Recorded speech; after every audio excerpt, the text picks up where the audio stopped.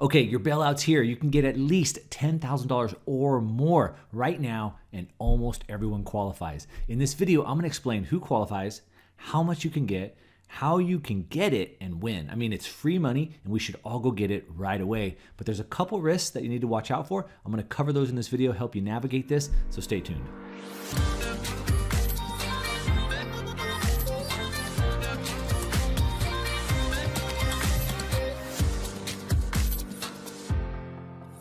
All right, welcome back. If you're new to the channel, my name is Mark Moss. I like to talk about making money, investing money, and having just overall success in life. Now, we're talking about getting free money today from the government. Of course, who doesn't want to get free money, especially from the government? But I want to make sure that you understand some of the nuances, some of the risks, some things we need to watch out for. Of course, how we can position ourselves to take advantage of that. They can be our biggest opportunities.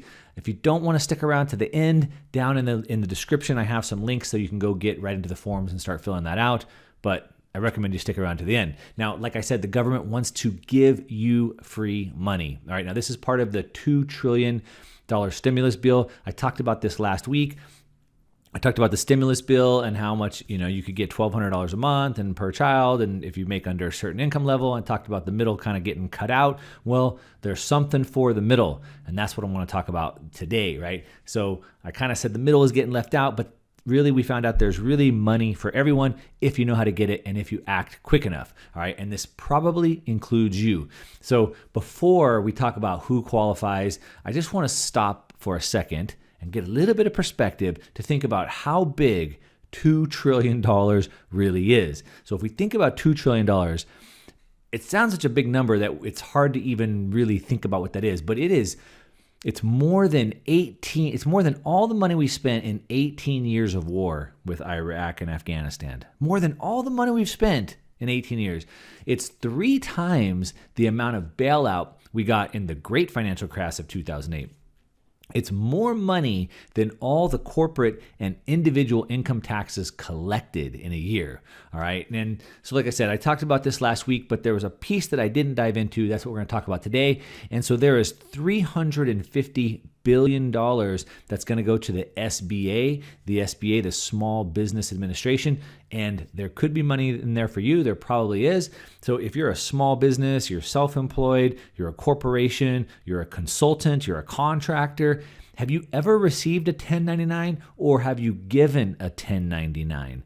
If so, if you're a contractor, anything, you can get money. You can get at least $10,000 up to $10 million. And I'm going to explain how that happens. Now, before we dive into that, we'll look at this a little bit. So according to the legislation, according to the rules, it says that, quote, any business concern, nonprofit organization, veterans organization, or tribal businesses shall be eligible to receive a covered loan, end quote. So as long as you have fewer than 500 employees, you should be able to qualify for this, small business. So if you're one person, 2 or 499, you should be eligible. The only real requirement here is that you have to keep paying your employees, which again, could just be you. If you're a contractor, a 1099, a consultant, you're your own employee, and as long as you're continuing to pay yourself, that's okay. So the entire point of this is to provide funds for small businesses so they can keep paying workers, and the workers can be you. Okay, so the maximum loan amount is $10 million, but to figure out the maximum loan amount that you could get is equal to your payroll costs over the last 12 months multiplied by 2.5. So it's really the previous 12 months ending in January. So really it's probably just mostly 2019, those 12 months. So if you've paid out, $100,000, you multiply that times 2.5, that'd be $250,000. Now that includes your payroll costs, salaries, wages, payments to employees, independent contractors, like I said, including yourself, and that you can include yourself up to $100,000. It also includes medical insurance payments, retirement benefits, state, local taxes, payments for sick leave, family leave, vacation. So again, using an example, let's say that you had $400,000 of qualifying payroll costs over the past year, then your maximum loan amount could be $1 million. Now, the maximum interest rate is just 4%. So you can get a $1 million loan on 4%, but I said you can get money for free, not a loan, right? So let me explain what that is. So first, in order to get this, you need to fill out an application just like you would a normal loan. Now, I'm going to go ahead and put a link down in the description. It's really quick and easy to fill it out, but this is kind of like a first come, first serve basis, meaning they've put aside this much money, but there's not enough money for every business out there. So you need to fill this application out. You need to get your application number and get it in line because it's going to be a first come, first serve basis. But there are a couple of dangers to the system that I want to cover. So I'm going to cover that. Make sure you stick around. But like I said, this isn't a loan. They're calling it a loan, but it's essentially free money. So according to the legislation, according to the rules of the bailout, they say that no personal guarantee will be required. And the government, quote, shall have no recourse against any individual shareholder, member, or partner for non-payment, end quote. So what does that mean? What is no recourse? So a recourse loan means if you stop paying, if you default on the loan, they can go after you to get whatever assets you've put up, right? Non-recourse means if you stop paying, they have no recourse. They can't come after you. So basically, no personal guarantees required. That's what they said. And there's no recourse against you, shareholders, members, partners, or anybody for no payment. So what they're saying is these loans don't have to be paid back. So they're calling them a loan, but they don't have to be paid back. The law, like I said, the law also states, quote, no collateral shall be required for the covered loan, end quote. So you don't have to have any assets to qualify this. As a matter of fact, you don't really have to have anything to qualify for this. I mean, you need to have a pulse. You need to have a business where you've had some expenses. Other than that, you don't need anything. They will put you through a credit check, but you don't have to qualify for credit. I think they're using that probably just to make sure that you have a good tax ID or social security number, so you're not like applying for multiple loans. So they're probably using that for like a unique identifier.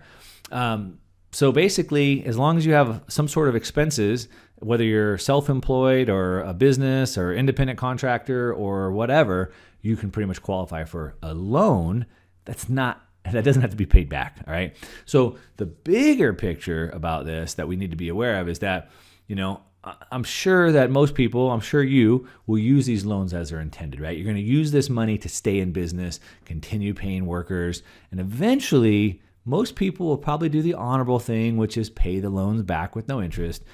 But let's be honest, most people probably won't, right? If there's no assets put up, if there's no recourse, and everyone else is getting a bailout, why would you, right? So probably countless people are going to be not paying this back. That's what I would imagine. So they're going to borrow as much money as they possibly can, but never have any intention of paying it back. And so what this means for the bigger picture, and this is what we want to be aware of, what this means for the bigger picture is that there's going to be a ton of loan losses, loan defaults. And again, they can't go after you, but they're going to be loan losses. There'll be loan defaults, right? So you have to remember that the banks are the ones that are going to be making these loans. So you're going to go to the SBA, they're going to direct you to a local bank, and the SBA, the government, will guarantee that, but it's the bank that's making the actual loan. And how does the bank do that? Well, they're going to do that using the depositor's money.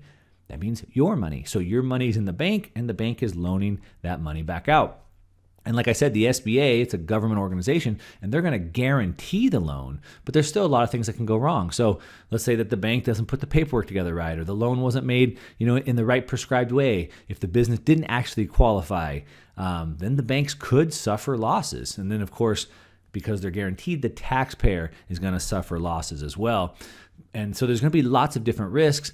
But the law, the government is basically, the legislation is telling the banks, lend money. Just get it out there, lend it out there. And what they say, quote, a covered loan shall receive a risk weight of 0%, end quote. So what does that mean? The translation is that banks should count these small business loans as a risk-free. So basically the bank is putting this asset on their books. You owe them money, even though there's no assets, even though you don't have to pay the money back, the bank is still counting that as a no-risk asset. Even though they're probably not going to be getting paid back, the bank's going to cause that or count that. And this is important to understand because this is where the danger starts to come in, all right? So the legislation continues to say that banks, quote, shall not be required to comply, end quote, with accounting rules that require them to disclose when their loans go bad. So when the loans do go bad, when people stop paying, they don't even have to disclose that. So the government is basically, they're telling banks to make loans to everybody with no personal guarantee, with no recourse, no collateral, maintain these loans on their books as assets, as risk-free assets. And then if the loans go bad, if they default, continue reporting them as risk-free. So they're going to have all these assets on their book. The banks will have all these assets on their books that they're saying are risk-free, but really they're already defaulted on. So, what could possibly go wrong, right? I mean, if you're a borrower, which you should be, if you qualify for money, I recommend you go get it. It's clearly a great time to be a borrower. However, if there's one thing we've learned from the bailouts, it's that there's always going to take, they're always going to take care of people with debt. They're always going to help people get into more debt. But as a depositor, with money sitting in the bank, that's something that I should be concerned about. I need to be careful about that. Even though the SBA is guaranteeing that, it's pretty obvious that the banks are going to be even more risky than what we think they are. They're only going to continue to get more and more dangerous, more than you want to believe. And so, yes, we have FDIC backing up your payments, and yes, the SBA is guaranteeing them, but this is a dangerous time to have all your money, all your life savings in the bank. So we're going to want to watch the banks. We're going to watch over the savings and deposits of the banks.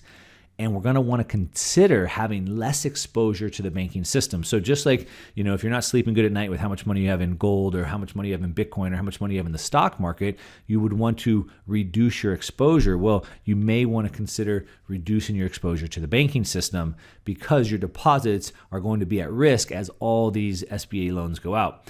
Now, how do you reduce your exposure to what's in the bank? Well, the bank is paying you 0% interest, so you really have no incentive to keep your money in the bank.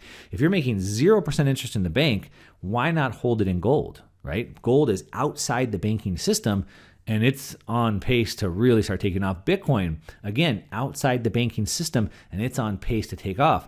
Gold right now, while the price is actually moving pretty well in the last couple of weeks, we have a physical shortage. You cannot buy physical gold right now. Any places that do have physical gold, they're charging huge premiums over that. It's kind of like people were hoarding toilet paper, and you see people hoarding toilet paper and you think, shoot, I better go get some toilet paper. Well, the same is with gold, and people are starting to buy gold, and now the gold price is going higher and higher and higher. But there's a lot of different ways to buy gold, a lot of different types to buy gold. And I've put together a free report for you. You can download it. The link is down below next to the loan application.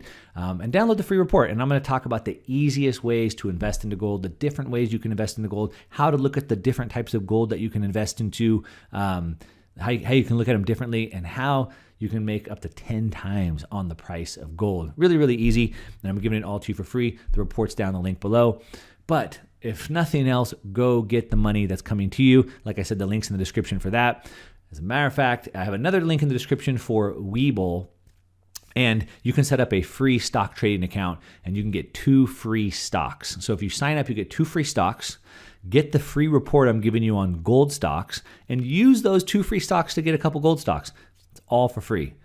Check out the link down in the description below, and then let me know what you think in the comments down below. Are you going to get that money? Do you qualify for the money? Let me know if you have any questions about getting that money, because I'm going through the same process myself. Other than that, let me know what you think. Give me some thumbs up on the video if you like it. If you don't like the video, give me a thumbs down. Either way, let me know. I always love to hear from you guys. I try to respond to every single comment, and I always want to hear what kind of content you want next. And that's it. To your success and your health, I'm out.